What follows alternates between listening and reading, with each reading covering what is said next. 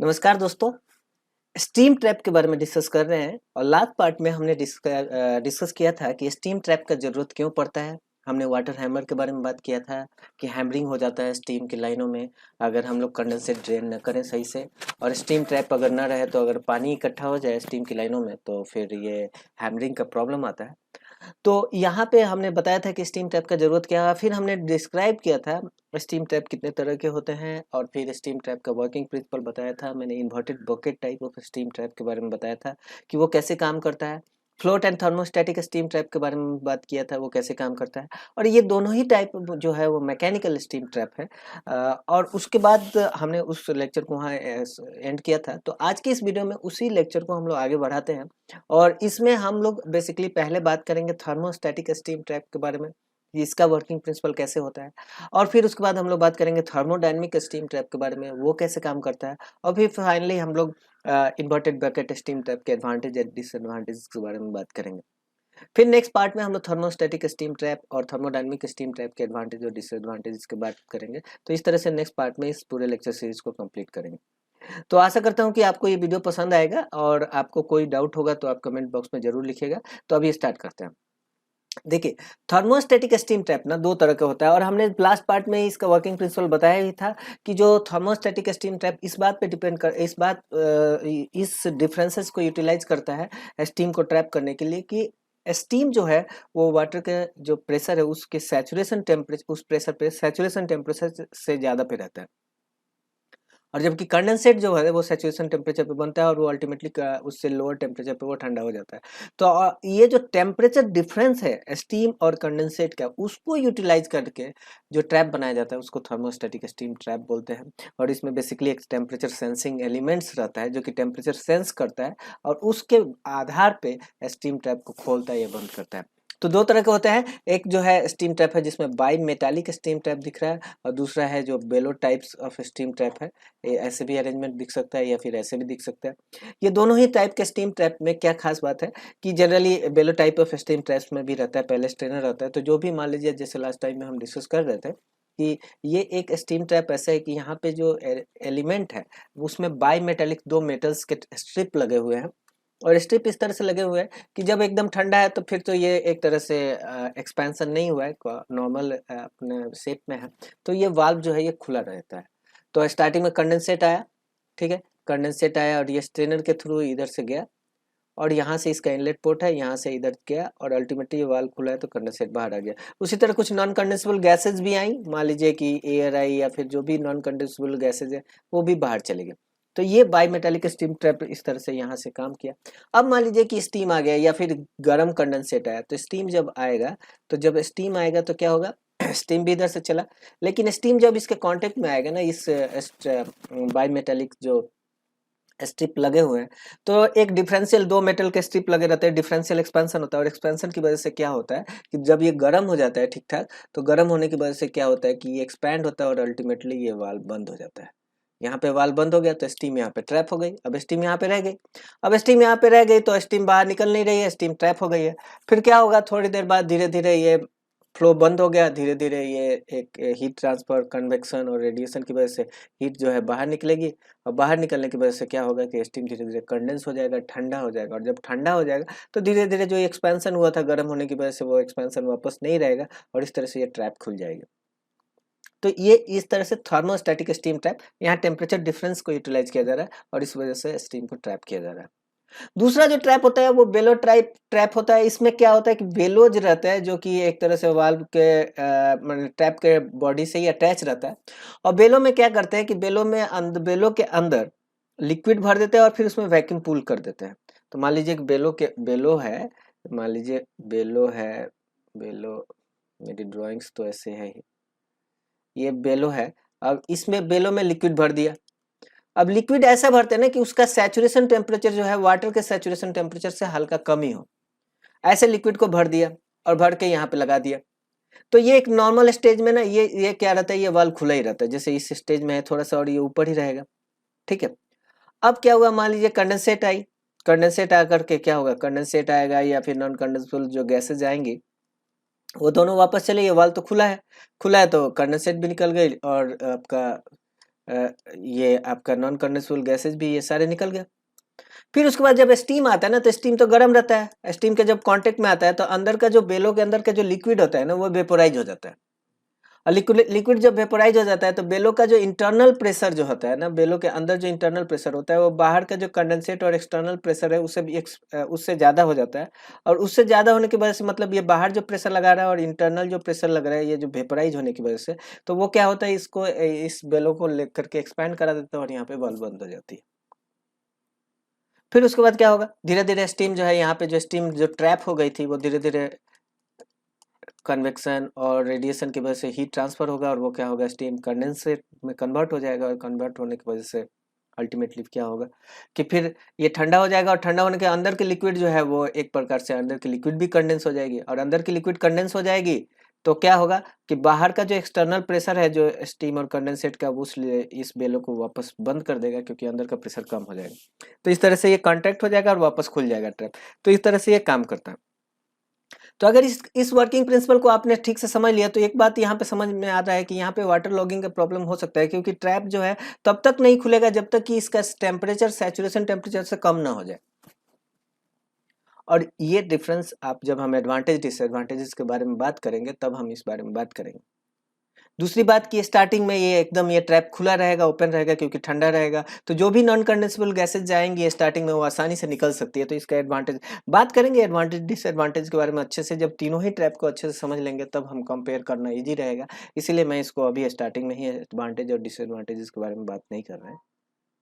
तो एनीवे यहाँ पे एक चीज समझ में आ रही है कि टेम्परेचर में डिफरेंस आएगा। जब तक कंडेंसेट ठीक ठाक ठंडा नहीं होगा तब तक ये वापस जो ट्रैप जो बंद हो गया था खुलेगा नहीं। और इसकी वजह से एक यहाँ पे वाटर लॉगिंग मतलब वाटर एक तरह से हो सकता है कि कंडेंसेट जो है वो जो भी बन रहा है वो वापस अंदर नहीं। तो यहाँ पे मैं जो लास्ट टाइप में बात किया था ना कि continuous drainage type of steam trap ये नहीं है, कंटिन्यूअसली ड्रेन नहीं होगा, क्योंकि जब बंद हो जाएगा तो कंडेंसेट वापस आ ही नहीं सकता यहाँ पे। जबकि आई भी inverted bucket type of steam trap में और फ्लोट टाइप में बंद होने के बाद भी कंडेंसेट उसके अंदर आ रहा था, और जैसे ही लेवल बढ़ेगा तो वो फ्लोट को उठा सकता था, जबकि यहाँ पे ऐसा नहीं है। एनीवे बात करेंगे एडवांटेज डिसएडवांटेज के बारे में तो और भी डिटेल में बात करेंगे। नहीं, अभी हम लोग बात करते हैं थर्मोडायनेमिक स्टीम ट्रैप के बारे में। ये थर्मोडायनेमिक स्टीम ट्रैप जो है ना, ये अलग ही प्रिंसिपल पे काम करता है, लास्ट टाइम में भी बताया था।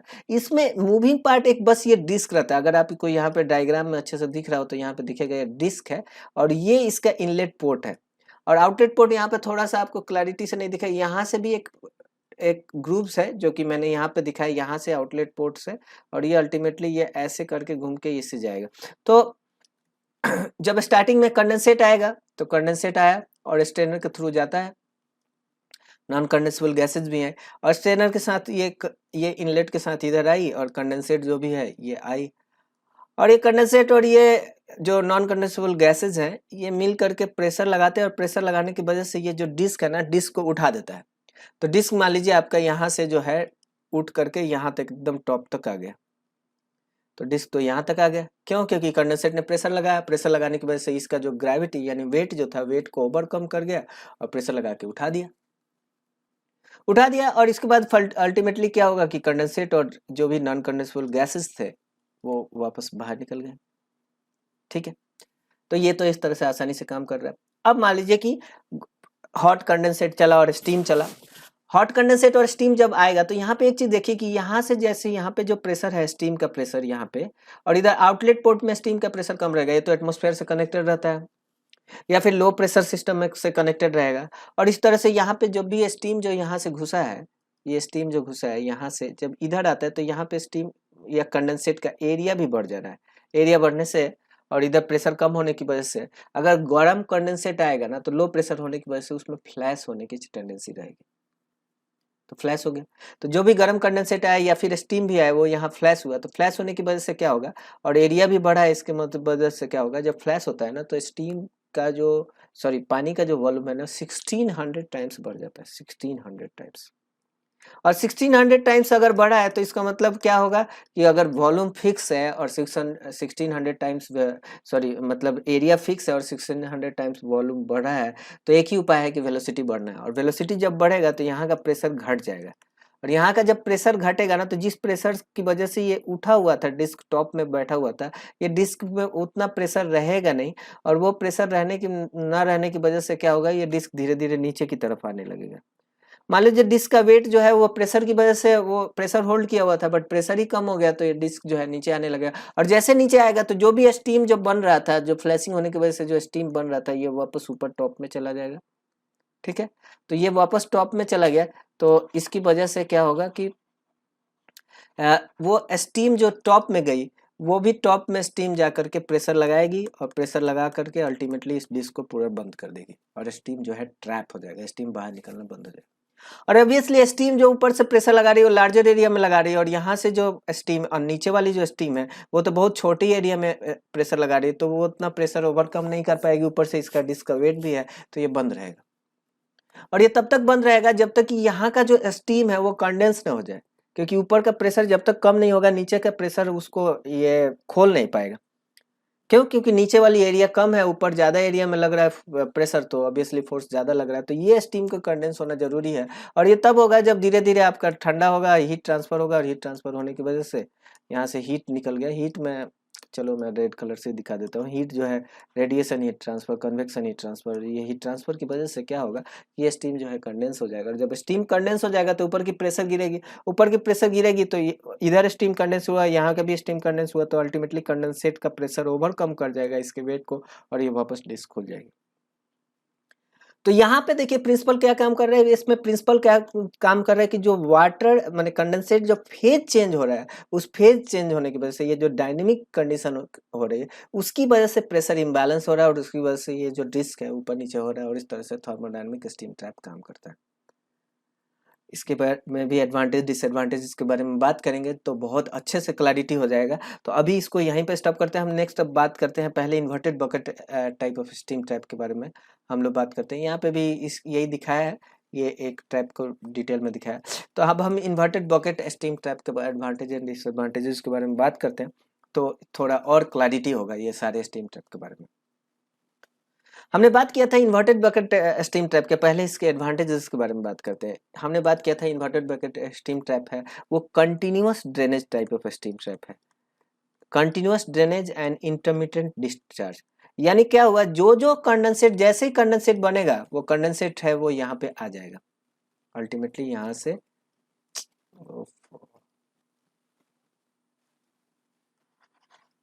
जो भी कंडेंसेट बनेगा वो कंडेंसेट जो है वो यहाँ से अल्टीमेटली, अरे यार, यहाँ से कंडेंसेट जो है वो ऐसे आकर के और यहाँ से भरती रहेगी। तो इवन अगर ट्रैप भी बंद भी है ना, मान लीजिए ट्रैप ऊपर उठ करके यहाँ से बंद है, तो भी कंडेंसेट तो आती रहेगी, कंडेंसेट का जो प्रेशर है उसकी वजह से कंडेंसेट आती रहेगी, यहाँ पे आके भरती रहेगी। तो कंटिन्यूअस देना रहेगा, लाइन में कंडेंसेट इकट्ठा नहीं रहेगी। तो इसलिए इसमें लिखा है can remove condensate as soon as it forms. और इसकी वजह से कई बार क्या होता है कि लाइनों में अगर कंडेंसेट जमा हो जाती है तो वहाँ टेम्परेचर घटने की चांसेस रहती है, तो यहाँ पे टेम्परेचर फ्लक्चुएशन अवॉइड होता है। और एक दूसरी बात, लाइन में कंडेंसेट बैकअप नहीं होगा, ये बहुत बड़ा एडवांटेज है कि कभी भी लाइन में कंडेंसेट बैकअप नहीं होगा। जब भी कंडेंसेट बनेगा वो कंटिन्यूसली ड्रेन हो जाएगा, इवन ट्रैप बंद है तो भी कंडेंसेट ट्रैप में ही आके भरेगा, और एक बार अगर सफिशिएंटली कंडेंसेट भर गया तो उसके बाद जो इसके अंदर का स्टीम कंडेंसेट होकर बाहर निकल जाएगा। अच्छा, लास्ट पार्ट में भी हम बात किए थे कि कंडेंसेट जो है वो बकेट के अंदर भी है बाहर भी है, तो प्रेशर अंदर भी सेम लग रहा है बाहर भी सेम लग रहा है, प्रेशर इक्वल है, यहाँ का प्रेशर और यहाँ का प्रेशर सेम इक्वल है। तो इसका मतलब क्या है कि ये जो है हाई प्रेशर को ऑपरेट कर सकता है, क्योंकि कोई डिफरेंशियल प्रेशर लग ही नहीं रहा है एलिमेंट्स पे, तो ये हाई प्रेशर पे ऑपरेट कर सकता है। दूसरी, ये वाटर हैमर को भी विथ स्टैंड कर सकता है, क्योंकि बकेट के ऊपर जो है जब भी प्रेशर लगेगा, डिफरेंशियल प्रेशर लग नहीं रहा है, सेम अमाउंट ऑफ फोर्स लग रहा है, तो वाटर हैमरिंग को भी विथ स्टैंड कर सकता है। अच्छा, नॉर्मल ऑपरेशन में कुछ थोड़ा बहुत नॉन कंडेंसेबल गैसेज आई, तो मैंने बताया था बकेट के टॉप में नॉन कंडेंसेबल को बाहर निकलने के लिए एक पोर्ट्स रहता है, वेंट पोर्ट, जो नॉन कंडेंसेबल ऊपर आकर के इस जोन में जाके इकट्ठा होता रहता है। तो नॉन कंडेंसेबल जो है थोड़ा बहुत अगर जो आ रहा है तो उसको अवॉइड करने के लिए यहाँ पे एक वेंट रहता है, और वेंट जो इस तरह से रहता है कि वो एक एयर लॉक नहीं होता है, होने देता है नॉर्मल ऑपरेशन में। तो ये भी इसका एडवांटेजेस है कि नॉन कंडेंसेबल निकलने का यहाँ पे रास्ता है। बट ये होल बहुत बड़ा नहीं रहता है, ऐसा नहीं रहता है, अगर बहुत बड़ा होल लगा तो स्टीम भी निकल जाएगा इधर से। होल छोटा ही रहता है, तो बहुत ज्यादा नॉन कंडेंसेबल आ जाएगा ना, तो इस ट्रैप में प्रॉब्लम होगा। इसलिए इसका स्टार्टअप में एक डिसएडवांटेज है, बात करेंगे। तीसरी बात ये है कि ये सिंपल एंड रग्ड कंस्ट्रक्शन है। रग्ड मतलब आप समझ रहे हैं ना, मतलब बहुत ही मजबूत कंस्ट्रक्शन होता है, बहुत ही सिंपल कंस्ट्रक्शन होता है, तो इसका एडवांटेजेस है। ठीक है। जनरली फेलियर मोड में जब अगर ये ट्रैप फेल हो गया तो उस समय ये किस पोजीशन में रहता है, जनरली ओपन कंडीशन में रह जाता है। मान लीजिए ट्रैप काम नहीं किया, फेल हो गया, यहाँ पे इसका हैंडल खुल गया या जैसे भी हो गया, तो उसमें क्या हो गया, ट्रैप बंद नहीं होगा बल्कि खुला रह जाएगा। तो खुला रह जाएगा तो कहीं कहीं पे ऐसा रिक्वायरमेंट रहता है कि कहीं मान लो कि हमारा कंडेंसेट तो पूरा निकल जाए, थोड़ा बहुत स्टीम भी पास हो जाए तो कोई दिक्कत नहीं, बट कंडेंसेट बिल्कुल नहीं रहना चाहिए। जैसे टरबाइन के इनलेट में जो स्टीम जा रही है उसमें ऐसा है कि कंडेंसेट बिल्कुल नहीं जाना, तो ऐसे कंडीशंस में ये अच्छा ट्रैप माना जाएगा कि अगर गलती से ये ट्रैप फेल भी हो गया तो क्या होगा कि कंडेंसेट तो निकलेगा ही निकलेगा, ओपन कंडीशन में रहेगा। तो ये कहीं कहीं पे रिक्वायरमेंट हो जाती है कि जो ट्रैप फेल हो तो ओपन कंडीशन में। जैसे हमारा कंट्रोल वाल्व नहीं होता है कि फेल में क्लोज होगा कि फेल में ओपन होगा, वैसे ही ट्रैप का भी रहता है कि ट्रैप अगर फेल हो गया तो ओपन कंडीशन में रहेगा कि क्लोज कंडीशन में रहेगा, तो ये ओपन कंडीशन में रहता है और ये सारी रिक्वायरमेंट रहती है जहाँ पे, तो ये काम हो जाता है। अच्छा, मैंने जब थर्मोस्टैटिक स्टीम ट्रैप और थर्मोडायनेमिक स्टीम ट्रैप के बारे में बात किया था तो हमने दिखाया था कि ये सारे के इनलेट में एक स्ट्रेनर रहता है, और स्ट्रेनर के रिक्वायरमेंट की हम बात करेंगे जब उनके एडवांटेज डिसएडवांटेज के बारे में बात करेंगे कि वहां पे जरा सा डर्ट आया ना तो उस ट्रैप को खराब कर सकता है। उसके सीट पे बैठ गया तो ट्रैप ठीक से बंद ही नहीं होगा। थर्मोडायनेमिक जैसे लास्ट पार्ट में ही, अभी मैं थर्मोडायनेमिक ही स्टीम ट्रैप की बात करें तो यहाँ पे अगर ये जो इस तरह से सीट और इसके बीच में डिस्क में अगर डर्ट आकर के ना इसको थोड़ा इरोड कर दिया ना तो ठीक से बैठेगा ही नहीं और स्टीम ट्रैप पासिंग हो जाएगा। तो यहाँ पे डर्ट बिल्कुल नहीं आना चाहिए, इसलिए यहाँ पे स्ट्रेनर दिया है। उसी तरह अगर आप थर्मोस्टैटिक स्टीम ट्रैप के बारे में बात करो तो थर्मोस्टैटिक स्टीम ट्रैप में क्या है, डर्ट जो भी जाएगा, डर्ट जाकर के अल्टीमेटली कहाँ बैठेगा, यहीं पे बैठ जाएगा सीट पे।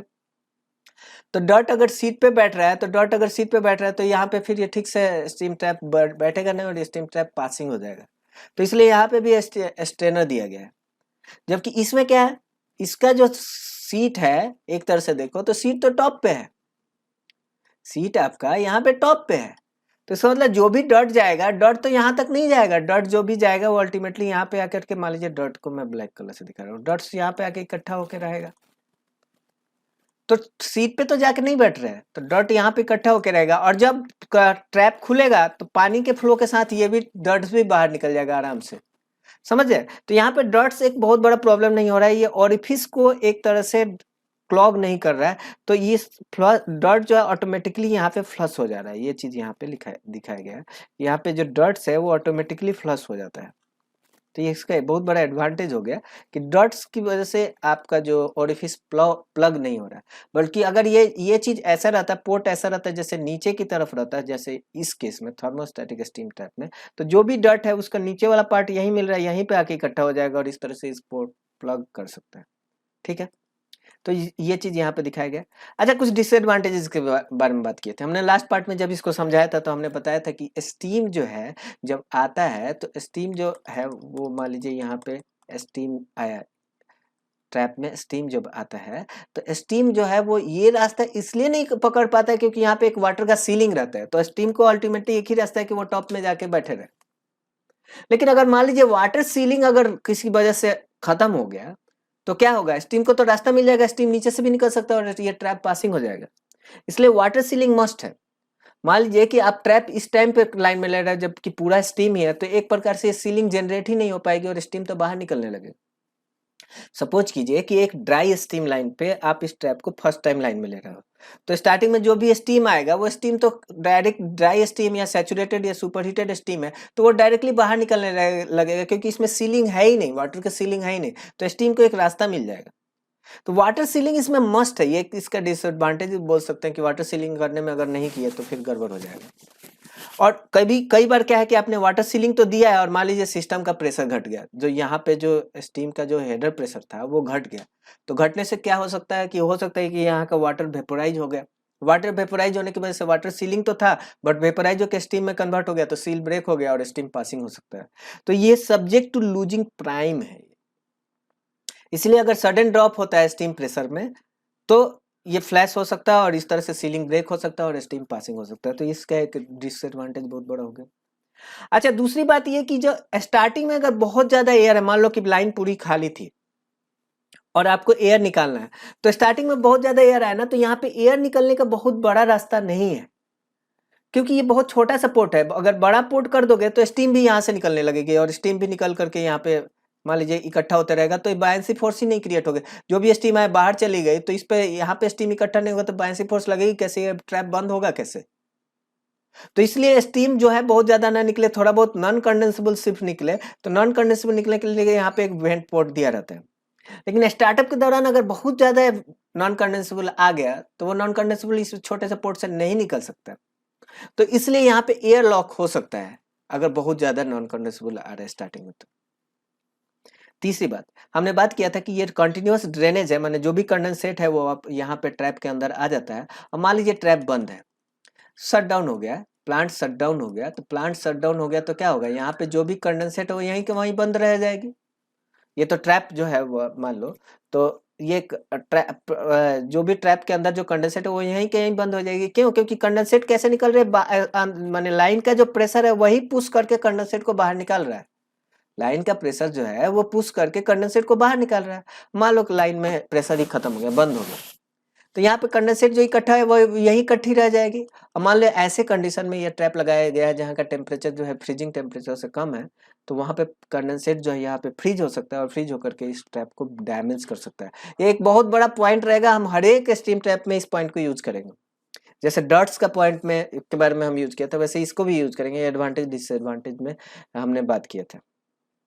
और जनरली कई बार क्या होता है कि अगर इस होल की वजह से, ये होल की वजह से थोड़ा बहुत जो है ना स्टीम थोड़ा बहुत पास होता रहता है, तो जब एक बार जब ट्रैप खुल गया, तो जो भी थोड़ा बहुत लाइव स्टीम आ रहा है ना, थोड़ा बहुत अमाउंट में है, जब तक कि सफिशिएंटली स्टीम यहाँ पे इकट्ठा नहीं हुआ, सफिशिएंटली यहाँ पे स्टीम इकट्ठा नहीं होगा, तब तक बायंसी फोर्स इस पे एक्टिवेट नहीं होगी और ये ट्रैप बंद नहीं होगा। तो थोड़ा बहुत स्टीम इस ट्रैप से बाहर निकलता रहता है, इस ये जो पोर्ट है जो नॉन कंडेंसेबल गैस है, तो थोड़ा बहुत लाइव स्टीम भी पास होता है ड्यूरिंग डिस्चार्ज, हल्का सा। ये बहुत बड़ा डिसएडवांटेज नहीं है, बट इसको जब समराइज कर रहा था तो यहाँ पे मैंने लिख दिया। तो अभी इस वीडियो को यही स्टॉप करते हैं, नहीं तो अननेसेसरी वीडियो बहुत लंबा हो जाएगा, क्योंकि थर्मोस्टैटिक और float and thermostatic and thermodynamic steam trap के भी एडवांटेज डिसएडवांटेजेस के बारे में बात करने हैं, और बहुत डिटेल में बात करेंगे, एक एक पॉइंट को लॉजिक के साथ समझेंगे। तो इस वीडियो को यहीं स्टॉप करते हैं, नेक्स्ट पार्ट में हम लोग मिलते हैं, जहाँ पे हम लोग thermostatic and thermodynamic steam trap के एडवांटेज डिसएडवांटेजेस के बारे में बात करेंगे। वीडियो देखने के लिए